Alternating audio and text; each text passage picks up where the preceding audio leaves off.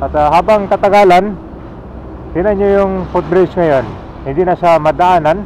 So ito yung tinatawag nilang Kongabay na one of the biggest slum. Itong Happy Land. Sira na siya. Wala na siyang repair. Tingnan mo. Dito lang tinatapon, no? Dito ka ba? Ito nangyari sa Center Island dito. September 14 nung nagkaroon ng malakas na sunog dito sa Barangay 105, Aroma, Tondo, Manila. Nagsimula ito sa sunog sa Building 27 at kumalat hanggang sa mga katabing building. Mabilis kumalat ang apoy, karamihan sa mga bahay dito ay gawa sa light materials. Gumamit rin dito ng chopper para sa pagbuhos ng tubig para mapula ang sunog. Ito yung area na apektado nung nasunog. Pero after 2 months, ito na siya unting-unting nakaka-recover na at tinatayo na yung mga bahay ulit. So meron itong mga building, yan yung tinatawag nilang temporary housing na mahigit more than 20 years na nakatayo. So ito naman yung tinatawag nilang Happy Land.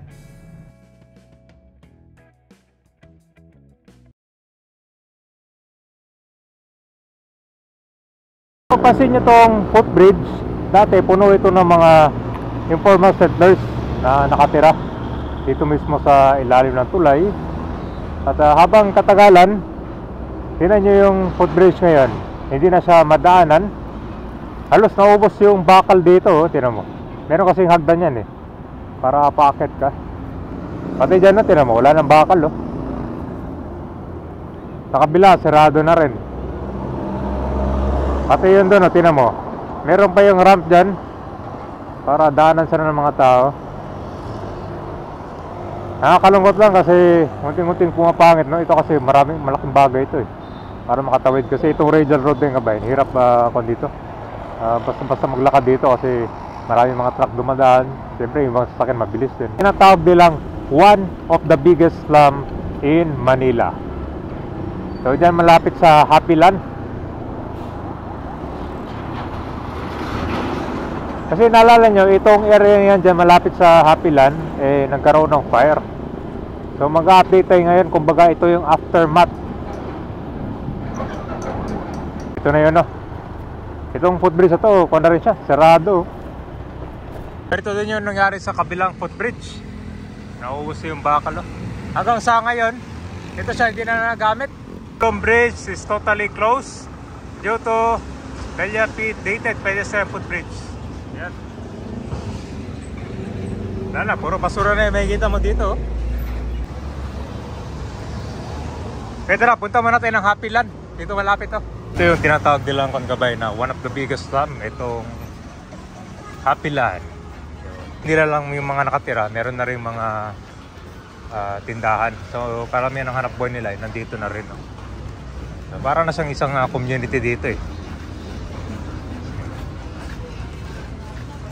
Diba? May mga wires sila dito. Yung temporary relocation dito, halos sira na siya. Wala na siyang repair. Yan. Sa taas ng kabin, kita mo na yung bubong niyan Kita mo na yung ulap sa taas. Yan. So ito na yung kabin, Aroma. Akit muna tayo dito. So ito yung area na maraming bayang nasira. So far itong footbridge, madadaanan siya. Kompleto pa. Puno lang ng mga kalat. Ito matatanaw kasi natin yung itsura.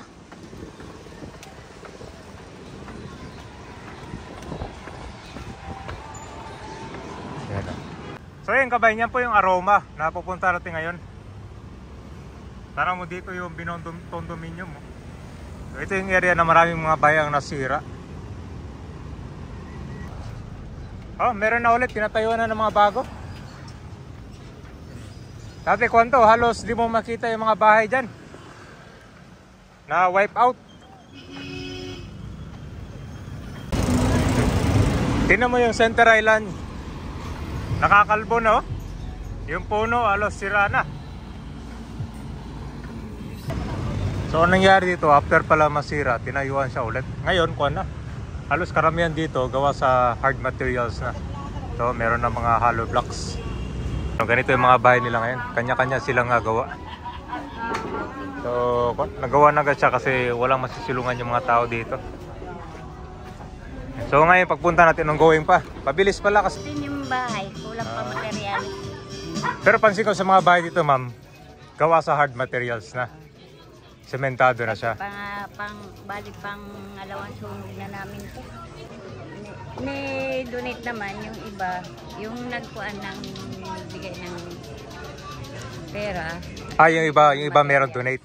Tapos yung iba may sariling pera, nagdagdag na lang. Ah. Mga bitin gawa. Mabilis pala, ma'am, kasi huling punta ko dito, halos wala pa to, di ba? Wala pa. Mabilis pala ni tayo. Kasi nga walang masisilungan, umuulan. Ah, so kailangan magawa agad. Kailangan yung pera nga inaibigay sa amin, hindi agad yero para Yero. silungan. Tapos mga hollow blocks to. Okay. Ayan guys, so dati kon pa to. Yung mga parang naka-tent lang sila dati.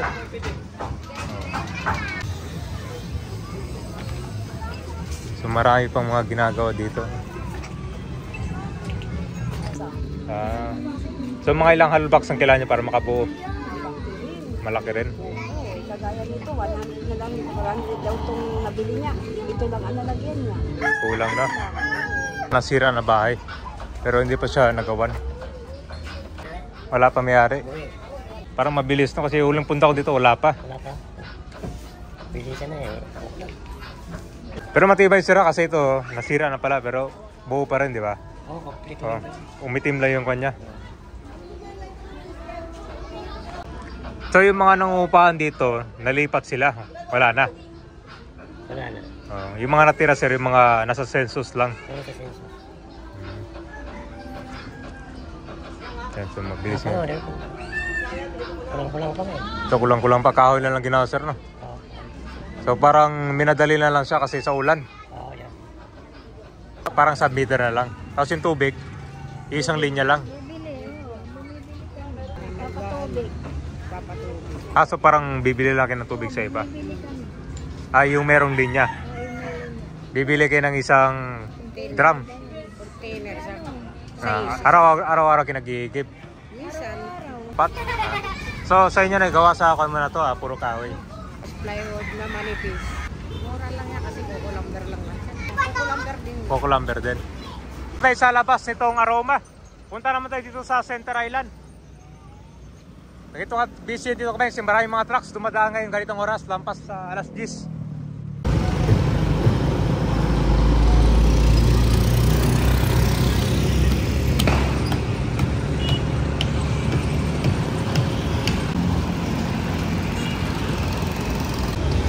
Ito ka ba yun? Ito nangyari sa Center Island dito.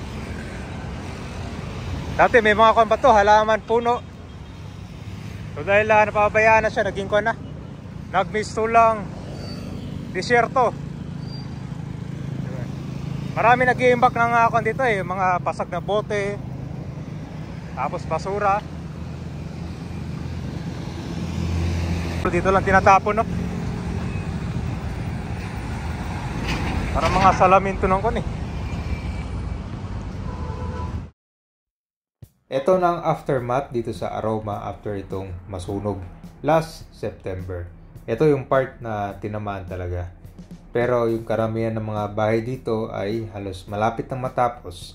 Gawa sa hollow blocks at yung iba naman ay light materials. So marami nagsasabi yung mga umuupa daw, nasa na daw. Yung iba halos naghahanap na sila ng ibang matitirahan or nanguupa sila ulit malapit dito. Dahil karamihan ng hanap buhay nila ay nandito na sa Manila. Ngayon, ano daw ang mangyayari dito sa mga ibang bahay or itong mga building kasi guys, ito yung temporary housing na halos sira-sira na siya, kailangan ng disrepair. Yung ibang bubong dyan, butas ng butas. Ito, kita mo yung bubong dyan. No? So, malaki to. Mahaba tong mga bahay. Siguro yung pinuntahan natin, mga 1/8 lang yun. Wala pa yung likod, wala pa dito sa kabila. So, napakarami.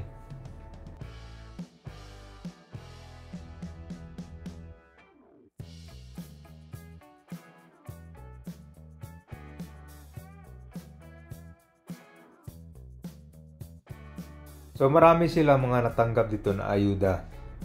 Isa rin sa mga pumunta dito ay si former Mayor Isko Moreno na nagbigay siya ng mga tulong. lalo na sa mga pamilya na naapektuhan dito.